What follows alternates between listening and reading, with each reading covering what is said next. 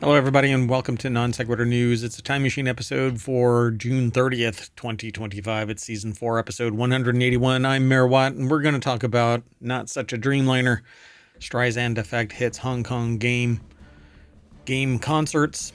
What about this GameStop Facebook settlement thing? Bandai Namco Summer Showcase 2025, which it's a Time Machine episode, so it's new to you if you're seeing this for the first time on June 30th. The Ikea of Factories, Dark Heresy do-over, bacteria that eats forever chemicals, luxury vehicles stolen and rented, and droning on and on at weddings to festivals. Man, drones. They're all over the place.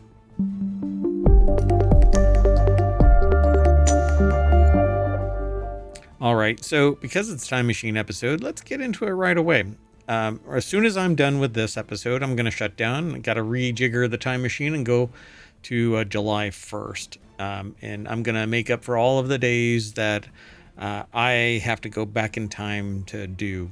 My mayoral duties have kept me from doing everything that I need to do during the week because I'm doing other things. Mayoral duties, I've got a lot of bosses all over the place. Just a couple of really, really important ones at the moment. But yeah. Let's get into it. The first article is over on the Hatch Ideas channel. Boeing 787 Dreamliner was deemed the safest of planes. The whistleblowers were always less sure long before the Air India tragedy, the cause of which is still hasn't been determined yet for whatever reason. People who worked on the 787 had raised concerns about production standards.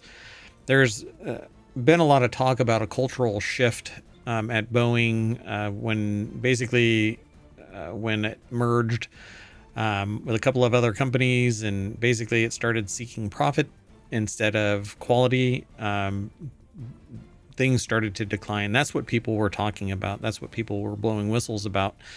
And subsequently, even their spacecraft came back as a freaking sieve. But anyway, before its launch, I called it. I said that thing should not be launching because it seemed like it was put together by spackle and duct tape. But at any rate, in event after event after event, basically over the last, 5+ years, maybe longer. I don't know. It just came onto the radar more and more as time has gone on. But anyway, be careful out there, whistleblowers. The article is over at bbc.com. Theo Leggett put the article together, and so it says they still don't know why the Flight 171 crashed 30 seconds after takeoff. The Sonic Cruiser and the 9/11 effect. It was on a chilly December morning, 2009. Brand new aircraft edged out onto the runway at Payne Field Airport near Seattle and was, as a cheering crowd looked on, accelerated into the sky, and the flight was the culmination of years of development, billions of dollars worth of investment. The 787, the behemoth.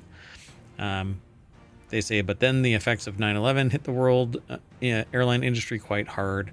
But this article is going way back into the past, but I'm not sure if it's going to be talking about exactly what has been going on at Boeing based on what people are talking about. They say 787 was a truly radical aircraft. It was the first commercial plane to be built primarily of composites such as carbon fiber rather than aluminum in order to reduce weight. It had advanced aerodynamics to reduce drag. It used highly efficient modern engines from General Electric and Rolls-Royce. And it replaced many of the mechanical and pneumatic systems with lighter electrical ones. All of this, Boeing said, would make it 20% more efficient than its predecessor, the 767. I'm sure cutting costs had nothing to do with it to profit more, but right, it was all about modernizing, right. Anyway, a week later, overheating batteries forced another 787 to make emergency landing. There was a fire aboard a 787 as it waited at a gate at Boston's Logan International Airport. The design was grounded worldwide for several months while Boeing came up with a solution. Since then, day-to-day operations have been smoother, they say, but production has been deeply problematic. It seems like a lot of Boeing stuff just kind of goes boing and breaks. So then whistleblowers popped up Deliveries were heavily disrupted and halted altogether between May 2021 and July 2022. So remember, I said about 5 years ago, things started amplifying more and more. In 2019, Boeing discovered the first of a series of manufacturing defects that affected the way in which different parts of the aircraft fitted together. And there were videos of people jumping up and down on a wing trying to get it to fit the bolt pattern, which I would probably not think was in spec, but hey, maybe the other person that was on vacation was replaced temporarily with somebody that their last job was at a McDonald's. Anyway, it says much of what had been alleged echoed previous claims about the former quality manager at the plant, Cynthia Kitchens, and they start dropping names in this. So Boeing has not responded to the specific allegations, but says that Ms. Kitchens resigned in 2016 after being informed that she was being placed on on a performance improvement plan, or a PIP is what it's called. It says that she subsequently filed a lawsuit against Boeing alleging claims of discrimination, retaliation, unrelated to any of the quality issues. But yeah. So whistleblowers were coming out of the woodwork, and the bigger issue is it's such a massive company, and there's people that are trying to protect themselves, and kind of going with the flow. And if you go with the flow, then you are part and parcel to accepting whatever is happening. If you know something, then you're supposed to say something and save people. The long term is what really matters. So I don't know. This just seems like a lot of people know what's going on, but they are afraid for their jobs. So they're not going to say anything. They're just going to go along to get along, as the phrase is that I hear. Anyway, there's more over at this article. Go and check it out. Oh, and if you want today's articles, you can hit !NSN, and ohmTown will spit the articles out into the chat. There you go. But I'm going to keep moving. The next article is over in Non Sequitur News. Chinese government Streisand's banned game in Hong Kong. When you're a huge country and a communist one to boot, the Streisand effect is a thing that's going to inevitably happen to you at times. China has definitely lived this experience. The government has an unfortunate combination of incredibly authoritarian and completely devoid of a sense of humor. So the result is a serious belief that it can control everything through sheer force of will, and it can. It can outlive anybody's attention span, either with policy or projection. It can basically project its influence out onto people and shut this kind of stuff down. And while some people can kind of make it pop up, it's largely not in country. It's not talked about broad spectrum. It's not in the news and stuff like that. People will talk about it. But anyway, it's a game called Reversed Front Bonfire because it's anti-government content. But people will talk about it, and people who have an interest in it will get it, and they'll go around whatever barriers they can. And it's the Streisand effect. You don't pay attention to this, but that draws attention to that. And that's what the Streisand effect is all about. It's all based off of Barbara Streisand trying to remove her house from the internet. But when you do that kind of stuff, it basically lights a flare off of people who just take hold of it and they light it up like an Olympic torch, and they run everywhere showing everybody that Olympic torch. Hey, have you seen my Olympic torch? And you could be a complete stranger standing in queue trying to get into a movie theater, and somebody will run up to you and go, hey, look at my torch. And it's basically a Streisand effect kind of a thing. They get joy out of amplifying this, but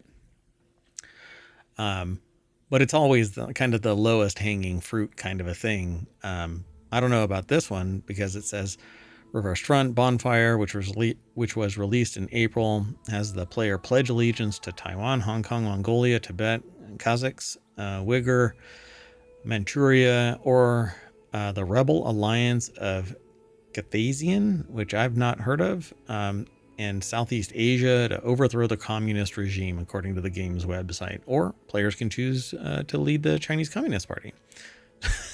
That's quite the shift. It's all of this or that. So plays out as visual novel-esque storylines dispersed between simple turn-based battle segments, and characters with different abilities and skills are unlocked with gacha mechanics. And gacha is kind of it's the new term for gambling mechanics, gacha. And so you can spend money or whatever the in-game currency is, if it isn't real money, and you get a chance at getting something that might benefit your your character. Sorry, I don't even know if I played the intro or not. Anyway, too excited. Let's get into it.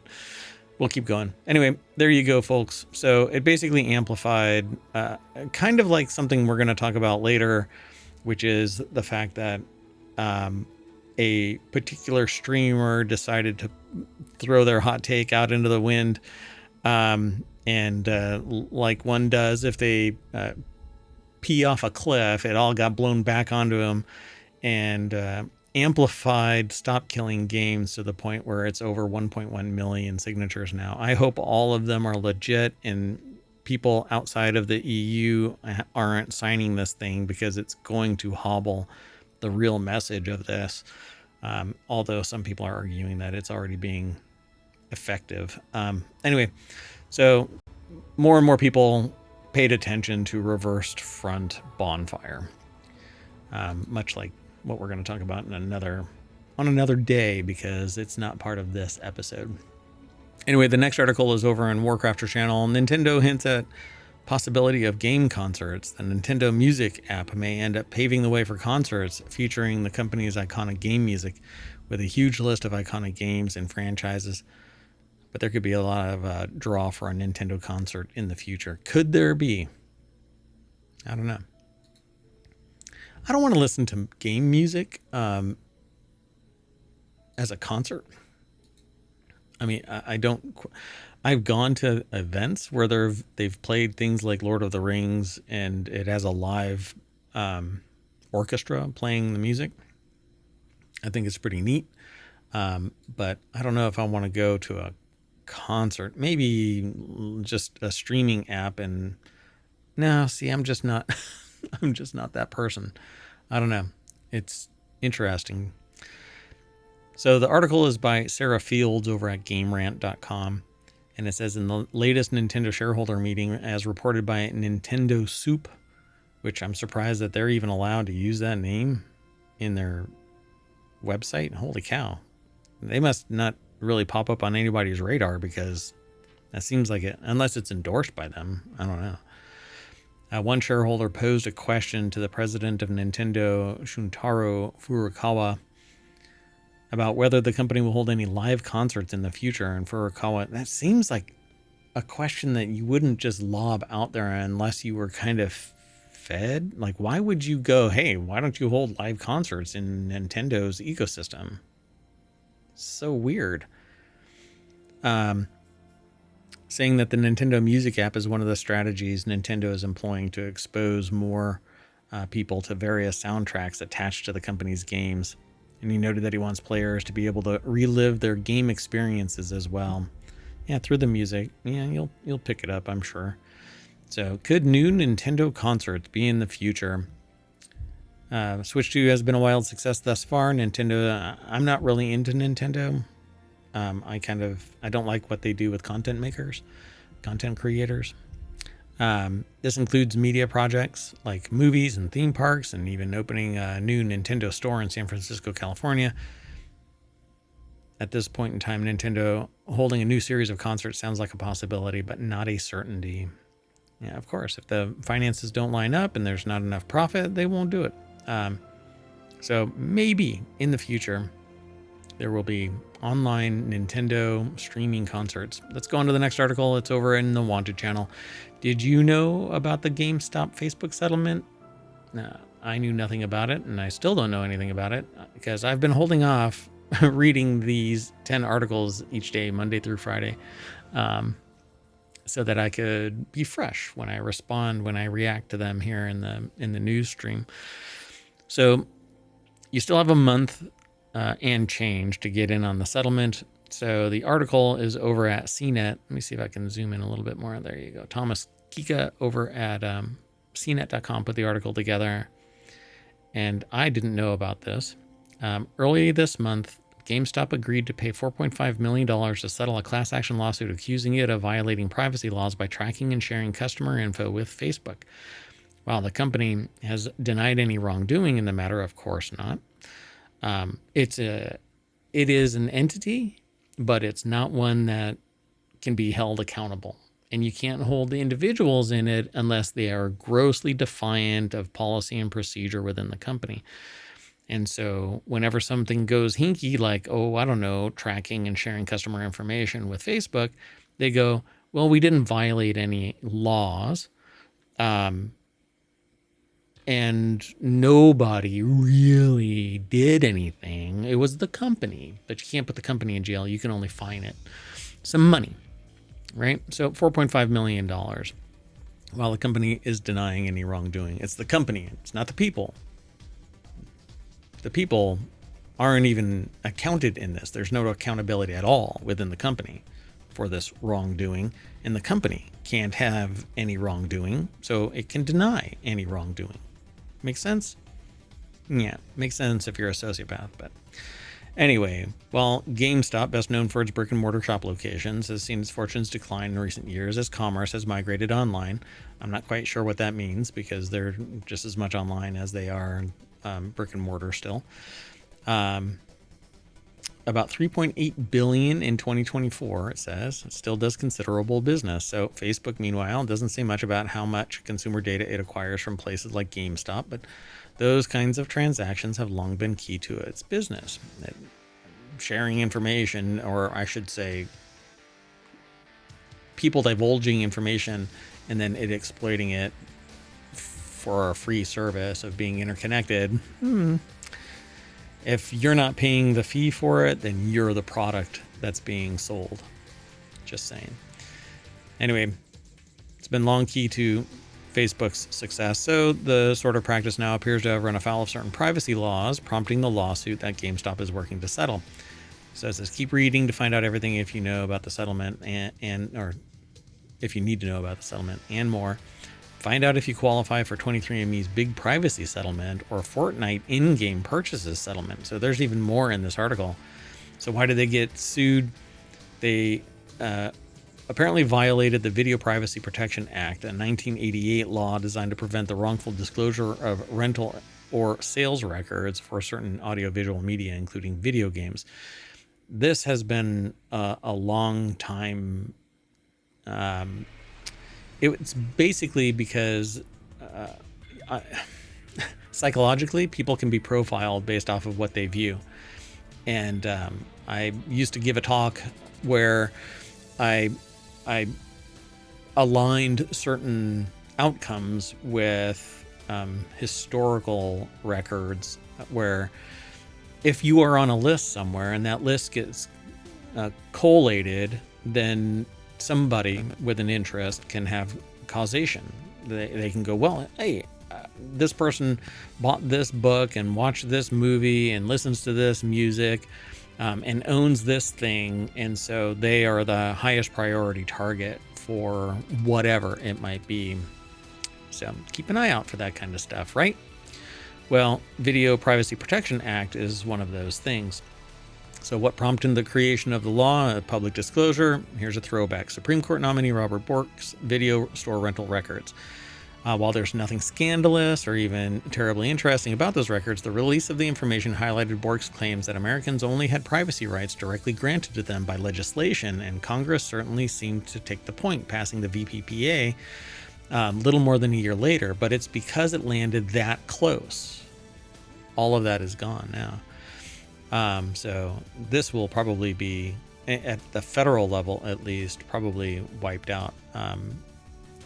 So to qualify for this settlement, you need to have bought something from GameStop's website anytime between 2020 and 2025. At the time of that purchase, you must have also had an active Facebook account using your real name that was public, and proof of purchase is not required. So when is the deadline? August 15th, about a month and a half to file a claim and opt in. So go and check it all out. How much can you get? You're not going to get anything. let's keep going. The next there's something, but you can go and read the article. The next article is over in Tabletop Nights, a show that I would love to do if I could turn the dial on my existence, but that has not yet happened. So Bandai Namco Summer Showcase 2025 on July 2nd will cover Code Vein 2, SRWY, I don't know what that is. I haven't played it before. Digimon Time Stranger and Toa. The stream will also include The Blood of Dawnwalker and air simultaneously worldwide on July 3rd in Asia Pacific. But this is a Time Machine episode, so I can pretty much just drop this and run. Even though it's a Time Machine episode, it's new to you on the 30th. It's already 2 days old for me as a time traveler.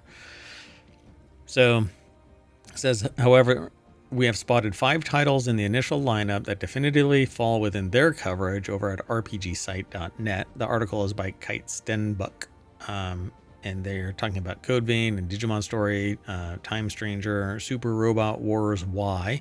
That's what SRWY is. And The Blood of Dawnwalker and Toa and the Guardians of the Sacred Tree. They say that they'll keep us informed. But there's a bunch of links in this thing, and they actually have a link to the actual July 2nd stream, apparently, over at RPG Site. Again, Time Machine episode, so let me keep on trucking through time. The next article is over in Non Sequitur News. It's the name of the show. We jump around from topic to topic. Sometimes my brain will take me and pull me off in a different direction. But the CEO building the Ikea of Factories wants to democratize semiconductor production. New York-based Nanotronics builds compact modular semiconductor plants called cube fabs. Its goal is to improve chip making to be more time and cost efficient, enabling factories to run with fewer workers. The vision is that any region, whether it's in the global south or the United States, should be able to produce what it needs locally, but you need raw materials for that kind of stuff, and rare earth minerals are not, well, it's in the name. Anyway, in his 1986 book, Engines of Creation, engineer K. Eric Drexler, often called the godfather of nanotech, made a prediction. So what is this prediction? Lakshmi Varanasi over at Business Insider put this article together, and it says, the coming era of molecular machines will mean the end of many limits, the limit of scarcity, the limit of slow development, the limit of ignorance enforced by the lack of tools, he wrote. Reading those words a few years later, when he was 16, Matthew Putman started thinking, our bodies work as these little micro machines where you have ribosomes and enzymes and things that are working and replicating and making things all the time. But our factories work that way, that they've worked the same way basically for 100 years. So he wondered, where you don't have large assembly lines, you don't have smokestacks, you instead just make things so perfectly. Putnam became fascinated by the possibility of machines that are atomically precise. I call it micronization. I got that term actually from like Robotech back when I was a kid. I used to tell people, I stopped talking about it really because for the most part, this should be well known, but I guess when I start talking to people about technology, eventually it might pop up. But I told some investors, hey, you should really focus on Apple and invest in Apple. And this was about 10 years ago now, maybe 15 years ago. And yeah, it was about 15 years ago. Kind of fascinating. And they're like, well, hasn't everything gotten as small as it's going to be? And I'm, no, you're way off base. I don't know what that person is, but I know that at least one of their businesses has shut down. So take that as a grain of salt if you ignore what I say. Anyway, so he wondered how the world would look if you don't have large assembly lines, you don't have small or smokestacks, and instead you just make things so perfectly. Okay, and that was before the AI boom. So now he's 50 years old, CEO of Brooklyn-based Nanotronics, which co-founded with his father in 2010, and it's building, started out building microscopes, and now it's doing fabs. Says, while the biggest fabs in the country are often millions of square feet in size, cube fabs measure anywhere from 25,000 square feet for the smallest units up to 60,000 square feet for a full-sized fab. They're adaptable, the company says, and assembled in under a year in most places on Earth. I think that it's brilliant. And one of the terms that I created back when I was doing my MBA was a term called repatriasourcing. It's a clunky whatever term, but it was the idea of bringing manufacturing back to the United States and keeping it cost effective, which it cannot be done with today's economics, because people don't want just 3 to 5% growth. They want multiples of their investment returned within 5 years. The return on investment is spectacular because so many investors demand so much. When a company goes public, for instance, a CEO can be ousted by the company's board, simply because they utter the phrase, well, maybe we should just meter how much our profit margin is so that we can keep costs low. And the moment you do that kind of stuff, the sociopaths go, you're out of here. So they're talking about this idea of the Ikea of Factories. And so they say it's like the Ikea of Factories. The company has raised $182 million to date from the firms including Peter Thiel's Founders Fund. The more precise we make things, the more abundance we bring to the world, they say. The business of making things grow bigger and bigger starts small, molecular small.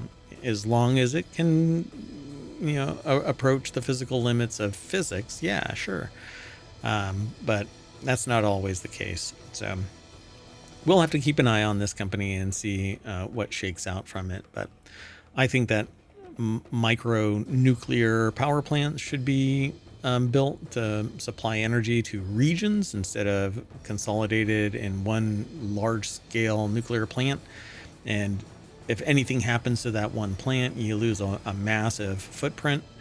So if it fails or whatever, right? But if a little one is operating, it can supply a region, and you can have multitudes of them. And that's it. Basically, it's kind of like everything else. There's regions that have food and manufacturing. It's just consider a community being a microcosm of everything that you would have, except that now, instead of it being murdered and acquired and consolidated and influence being concentrated in just a few, it's every community has everything that it needs to exist.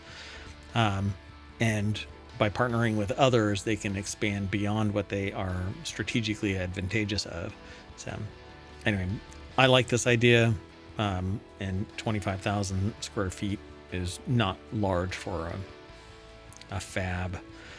I would love to have that so that I can produce something that I want made, right?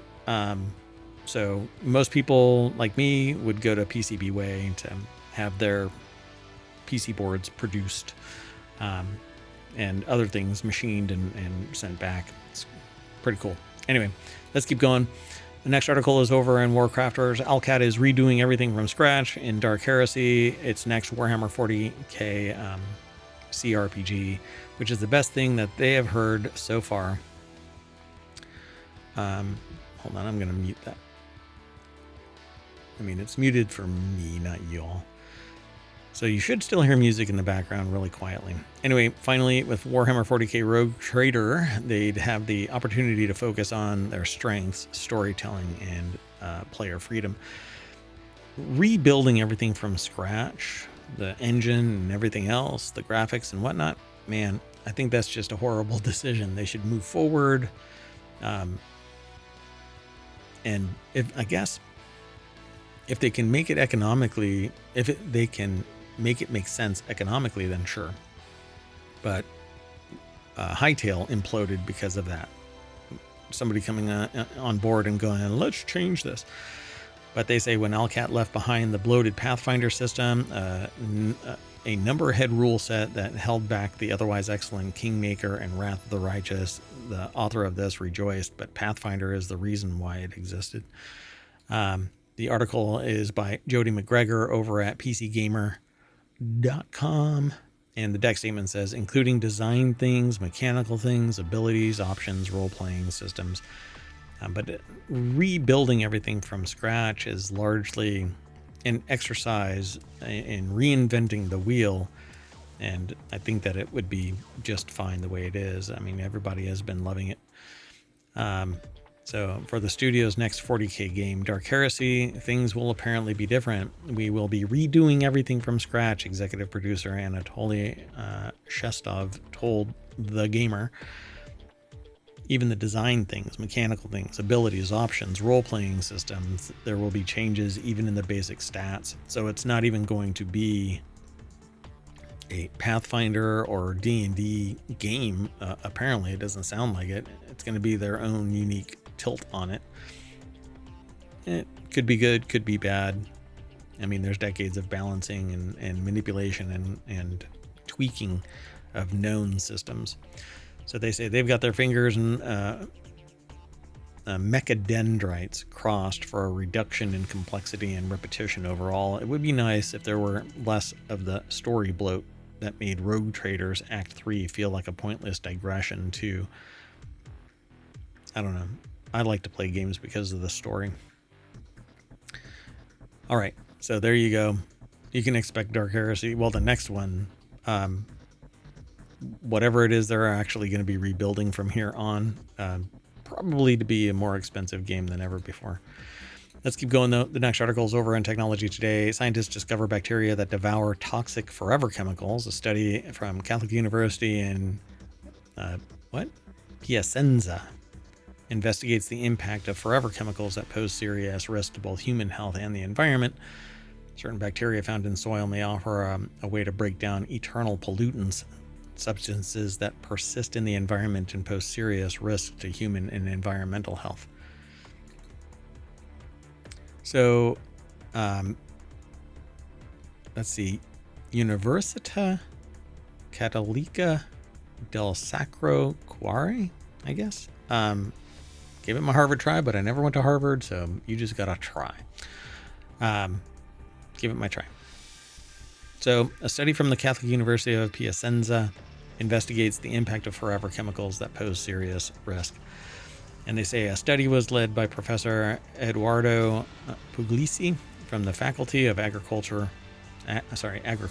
Food and Environmental Sciences at Catholic University. It was conducted in collaboration with Professor Giancarlo Ranella's team from the University of Padua, and presented at the 35th Annual CTech Europe Conference in Vienna in May of 2025. So they basically said here that by combining traditional microbiology and DNA sequencing, they've found a promising microorganism capable of degrading PFAS taken from contaminated sites. To this end, they say in the article, they analyzed the microbial diversity in soils containing PFAS sampled in polluted areas in northern Italy, specifically in highly contaminated sites in the Veneto region in the provinces of Vicenza and Padua. The experts combined classical microbiology techniques. They obtained these PFAS-eating bacteria through a process called enrichment, which involves growing them in media where they only have PFAS to feed on. They already have a complete genome of these 20 PFAS-eating strains that they discovered and information on the degradation rates of each one, so they know how effective it is, at least at this particular iteration of its evolution.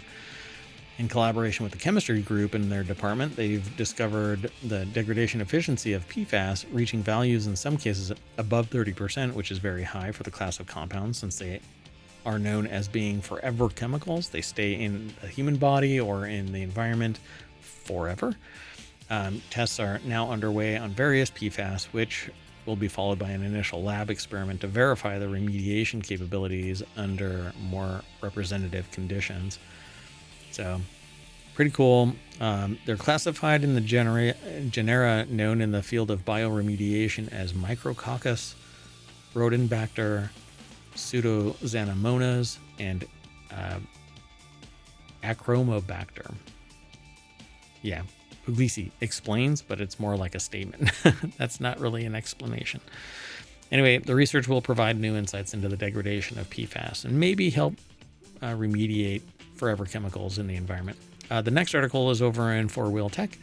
You might have rented a stolen luxury car without knowing, but I've never rented a luxury vehicle. So, Nicholas Werner, I'm sorry, you're wrong. At least with me, maybe somebody out there.